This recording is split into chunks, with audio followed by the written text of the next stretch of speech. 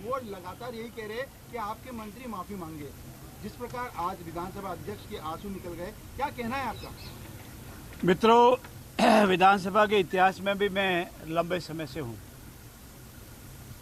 वकालत के पेशे में और अन्य जगह लंबे समय से अनेक विधानसभाओं को देखा है। गुजरात के स्पीकर महोदय मेरे रिश्तेदार हैं और अनेक जगह जाने का और पार्लियामेंट में भी मेरे साथियों के साथ जाने का मौका मिला है।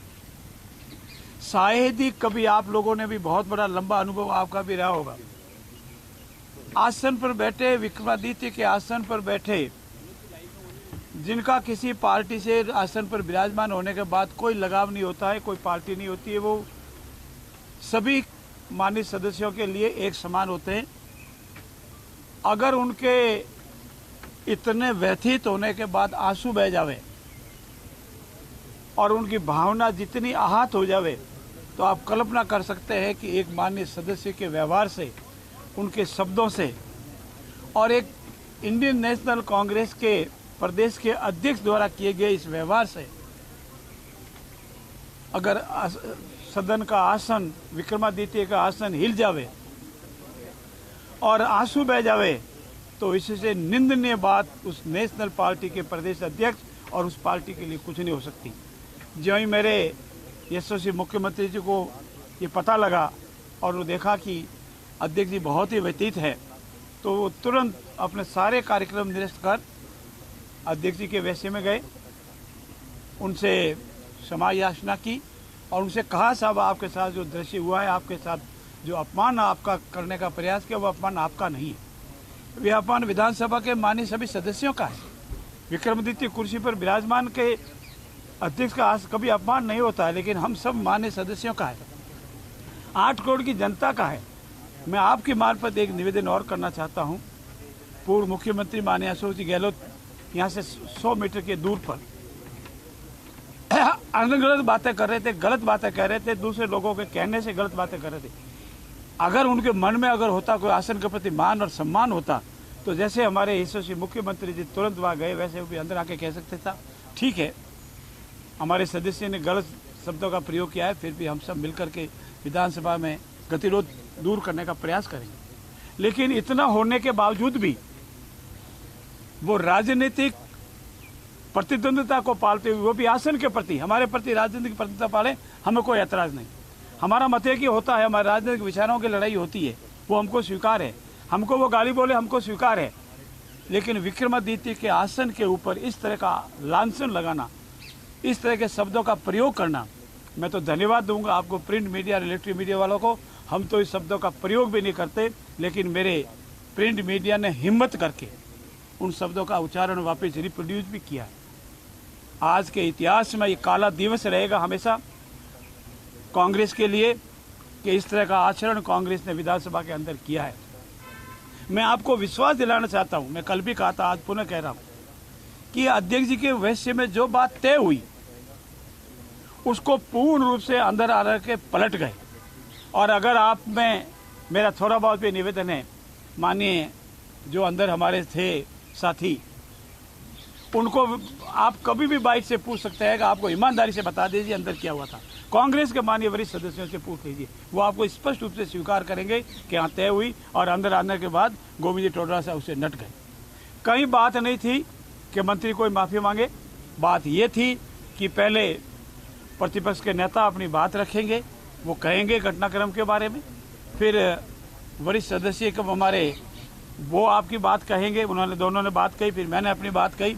और अगर उनको ये पता होता, ये बात सही होती, तो वो खड़े होने से पहले कहते कि साहब इसको कहिए मंत्री जी मेरे से पहले बोल जावे या माफ़ी मांगे। बोल गए, माफ़ी नहीं मांगी, टाल गए और फिर एक पलटू तरी की तरह इस तरह से व्यवहार जो किया है वो राजस्थान के विधानसभा में बहुत ही शर्मनाक है। और वो भी ये कांग्रेस के प्रदेश के अध्यक्ष द्वारा, उसको बड़ा दिल रखना चाहिए। वो कहता साहब मैं मेरी पार्टी का अध्यक्ष, प्रदेश अध्यक्ष हूँ, विधानसभा चले, मुद्दों की बात हो, राजस्थान की जनता के विकास की बात हो, और इस तरह से पलटू बन करके मैं नहीं मांगूंगा, जुत्ती मांगेगी, तेरी जुत्ती मेरी जुत्ती, इन शब्दों का प्रयोग ठीक नहीं है। और सबसे खेजने की बात वो है कि विधानसभा के अध्यक्ष के वेश्य में उनके स्वयं के वरिष्ठ सदस्यों की मौजूदगी में हुई बात को पलट के अभी कह रहे नहीं, ये तय ही नहीं हुआ था। मुझे शर्मनाक बात है। कब कौन हमारी बात पर विश्वास करेगा, कब अध्यक्ष की बात पर विश्वास करेगा, कब उनके वरिष्ठ सदस्य उनकी बातों पर विश्वास करेगा। और मेरा पुनः आग्रह है कि हम राजस्थान की विधानसभा में जनता के मुद्दे उठाने के लिए आए, वैचारिक मतभेद के लिए अपनी अपनी बात कहने के लिए आए, लेकिन व्यक्तिगत लांछन इस तरह की बातें करना पूर्ण रूप से शर्मनाक है। आज हमारे विधायक दल की बैठक में थी, हमारे सभी माननीय विधायकों में बहुत आक्रोश था, हमारी जनता में भी बहुत आक्रोश है, परंतु हमारे यशस्वी मुख्यमंत्री जी ने सबको शांत किया। नियमानुसार जो भी कार्रवाई होगी वो करेंगे, लेकिन हमको मर्यादा नहीं लांघनी है, हमको शब्दों में भी और आचरण में भी मर्यादा नहीं लांघनी है। और आज आपने विधानसभा के फ्लोर पर देखा होगा, सभी पक्ष और प्रतिपक्ष के नेता भी थे, खाली बीजेपी वाले नहीं थे, सभी ने जो निर्दलीय थे, दूसरे दलों के लोग भी थे, उन्होंने भी किस शब्दों में कहा है कि इसलिए हमारे लिए शर्मनाक बात है कि अध्यक्ष आसन के लिए कहा है। और अध्यक्ष जी का जो मन व्यथित हुआ और जिस तरह से उन्होंने भाव प्रकट करने से गला रुध गया उनका, इससे भी अगर उनको शर्म नहीं आती है तो कांग्रेस के कभी भूल जाओ मित्रों, कभी उनको शर्म भी आएगी या कोई मर्यादा भी वो समझेंगे या कोई आन और मान भी कोई समझेंगे या किसी की इज्जत करना भी सीखेंगे। मैं पुनः इस बात के लिए पुनः आपसे सबसे निवेदन कर रहा हूं कि जो विधानसभा के अध्यक्ष के विषय में कल जो बात हुई थी, उनके कक्ष में जो बात हुई थी, उससे पूर्ण रूप से तय हुआ था कि गोविंद जी डोटासरा खेद व्यक्त करेंगे, मंत्री की कोई बात नहीं थी। और पलट करके उन्होंने कल कहा है और आप मीडिया के भाइयों के सामने पूर्ण रूप से गलत बयान दे रहे हैं। मैं चैलेंज करता हूं उनको, अगर हिम्मत हो तो विधानसभा के वैसे में आकर के जो कांग्रेस के वरिष्ठ सदस्य मौजूद थे उनकी मौजूदगी में क्या क्या बतावे।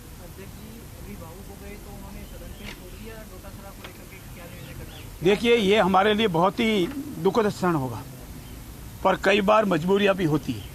हम नहीं चाहते कि राजस्थान के विधानसभा के 202 सदस्य विधानसभा में नहीं रहे, लेकिन जो परिस्थिति बनी है और विधानसभा के माननीय अध्यक्ष जो भावुक हुए हैं और उन्होंने जो विधानसभा में विषय छोड़ा है, हम नियमों की जांच कराएंगे। नियमानुसार हम कोई दुर्भावना से कोई कार्रवाई नहीं करेंगे, हम जो कुछ भी कार्रवाई करेंगे नियमानुसार करेंगे।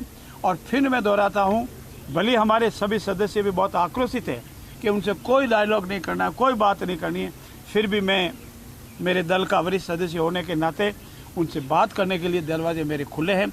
मेरे माननीय यशस्वी मुख्यमंत्री के दरवाजे खुले हैं, हमारे दल के लोगों के दरवाजे खुले हैं, परंतु तभी संभव होगा जब हम अपनी मर्यादा को माने, अपनी गलती को माने, खेद व्यक्त करें, माफ़ी मांगें और अध्यक्ष को इस संबंध में अध्यक्ष के कक्ष में जाके उनसे क्षमा याचना करें। उसके सिवा शायद संभव नहीं होगा और नियमानुसार जो भी कार्रवाई होगी भविष्य में करेंगे, जिसकी आपको इत्तला मिलेगी। कठोर फैसला लेने के लिए भी मजबूर होना पड़ा तो मजबूर होंगे, और वो कठोर राजस्थान के इतिहास में पहली बार होगा।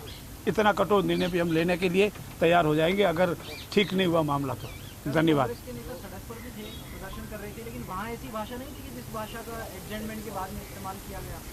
कांग्रेस के बाहर जो धरना दिया उसका मैं साक्षी नहीं हूँ, लेकिन मैं इतना कह सकता हूँ, आप तो बहुत अनुभवी है। इन्होंने पहले जिलों में आह्वान किया, जिलों की क्या संख्या रही, 15, 20, 50, 10, 20, 15, और कुछ जिले तो ऐसे हैं जिन्होंने आंदोलन भाग नहीं लिया, उनको नोटिस दिया गया उनके अध्यक्ष को, लेकिन उन्होंने कोई परवाह नहीं की, ये गलत है, हम नहीं लेंगे।